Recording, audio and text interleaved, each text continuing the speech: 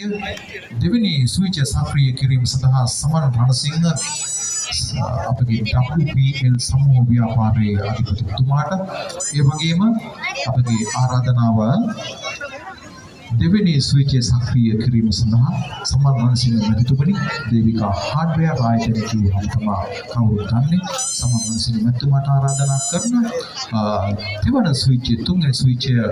සක්‍රිය කිරීම සඳහා උන්මාක් ගාමන් අධිපතිතුමා අමිල සුසන්ත නිස්සංක මැතිතුමාට ගෞරවයෙන් ආරාධනා කරනවා තුන්වෙනි ස්විච් ඒ වගේම හතරවෙනි ස්විච් සක්‍රිය කිරීම සඳහා සිසිර බේකර්ස් අධිපතිතුමා සිසිර කුමාර මැතිතුමාට ඉතාමත්ම ගෞරවයෙන් නෙන්ගතු සිතින් ආරාධනා කරන හතරවෙනි ස්විච් සක්‍රිය කිරීම සඳහා ඊළඟ ස්විච්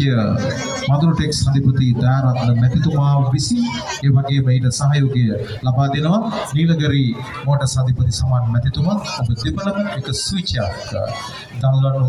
සක්‍රිය කරනු ඇතයි අපි විශ්වාස කරන අපේ ආරාධනාව ඊට ඊළඟට පස්වෙනි ස්විච් විවෘත කිරීම සඳහා අපගේ ආරාධනාව දෙපළකට ආරාධනා කරනවා ගෞරවනීය ආරාධිත මුක්තන් ආනන්ද හාඩ්වෙයාර් අධිපති ආනන්ද ධනසූරිය මැතිතුමා සහ කීර්ති මෝටර්ස් අධිපති ජානක මැතිතුමාට අපගේ ගෞරවනීය ආරාධනාව ඊළඟට 6 වෙනි ස්විචය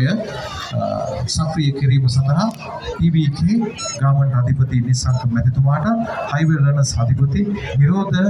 තනුක මැතිතුමාට අපගේ ගෞරවනීය ආරාධනාව 6 වෙනි ස්විච් සක්‍රිය කිරීමෙන් තුරණේ විදුලි බල්බ ආලෝකමත් කිරීම සම්පූර්ණ වෙනවා.